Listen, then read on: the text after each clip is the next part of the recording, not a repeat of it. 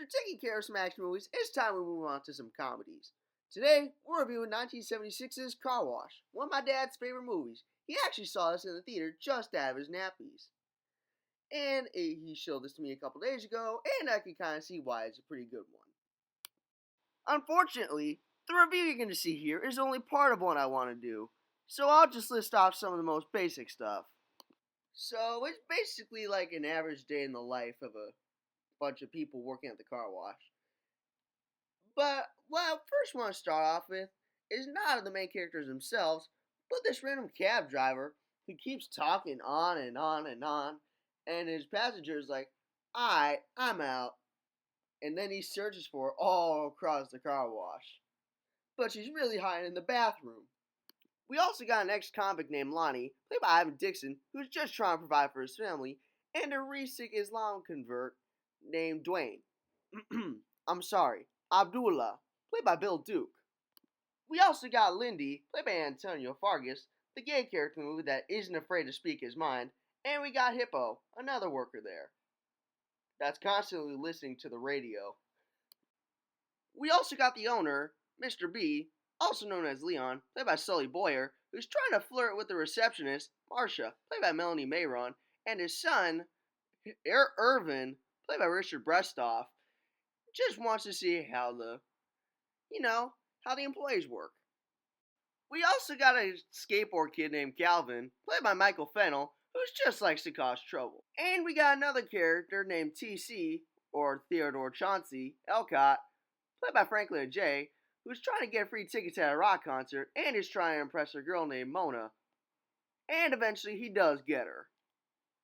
Next up, we get a crazy lady, played by Lorraine Gary, aka Ellen Brody from the first two Jaws movies, as well as Jaws the Revenge, who has to get her car cleaned after her son throws up everywhere. And just when their car finishes cleaning and they leave, the kid throws up again. That's just sad. A little while later, the preacher known as Daddy Rich, played by Richard Pryor, goes to visit the car wash, even getting his shoes shined. When Dwayne, Abdullah, tries to put him in his place, he gets put in his place with the assistance of the Pointer Sisters, playing a chorus group. For a good chunk of the movie after that, it's basically the car wash employees just messing with each other.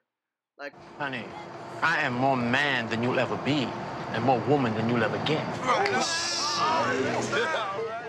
But there's been word that somebody has been hiding explosive in soda bottles, and so, when a nearby dude comes by and tries to get his car washed, TC goes all hissy fit and throws the bottle, which is really only revealed to be pissed. He had to turn in for a doctor's appointment, and he wasted 2 days of his life getting that out. Calvin comes by again and tries to cause some ruckus again, but Calvin gets put in his place by Mama Calvin.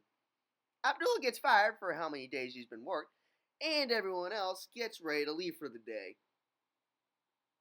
Lonnie stays behind to pack up, but then Abdullah tries to rob him, but eventually he's shut down when Lonnie tells him that it's not the way to operate. Overall, it really does have a plot, but it doesn't really need to be. There really needs to be more movies like this. Overall, I'm giving this one an 11 out of 10. It's pretty good. Oh, and did I mention that this movie has a soundtrack? Yeah, it has a soundtrack done by Rolls Royce. I actually have some personal nostalgia as I listened to the track Zigzag a lot when I was younger. And this is the reason why I gave it an 11 instead of a 10.